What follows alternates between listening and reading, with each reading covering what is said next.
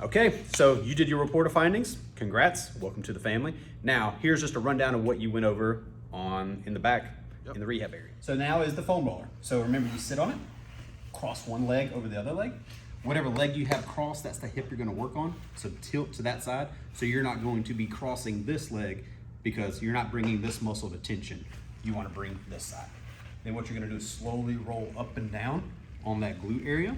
And the rolling is more of a scan. You're scanning that tissue to feel where that tightness, that trigger point is at. So I got one right there. I'm gonna stop on it. Breathe, let it all out. I can move this knee up and down.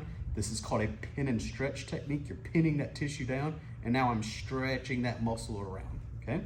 Then you would do the opposite side. Now remember to cross the other leg and lean to the other side, okay? Then after that, you're going to put your butt on the ground, put the foam roller between the shoulder blades, support the head, pick your butt off the ground, and all you're going to do is just roll between the shoulder blades. Now, I don't want you being stiff as a board. I want you to kind of let the foam roller actually extend you a little bit to actually get some extension here.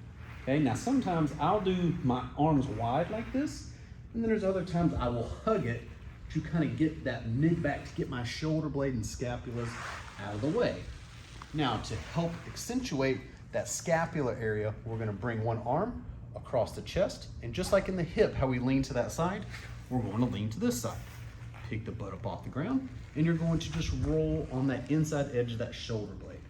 There again, kind of like in the hip, you roll until you stop on that little knot, move the arm around, do the pin and stretch technique. Sit there and dig that bad boy out. How long should you do it? At first, sometimes it hurts pretty good. Just kind of take your time, breathe through it, do it for a few seconds, and honestly, the more you do it, typically the first 2 weeks are torture. It is. Get past those 2 weeks, and after a while, you're like, oh, only little certain spots hurt. That's where you'll work those spots out. At the beginning, it'll take a little bit longer to work through it, and as you go along, it gets easier. So that's a review of the report of findings day. So we did the deep breathing exercises, the 90-90 with the 5-5-5 box breathing, and then we did the basic foam roller. So what I need you to do is try to do this every single day, just get in the habit of using it, and then we're gonna expand upon it every single time you come in. Enjoy, thanks again, can't wait to work with you.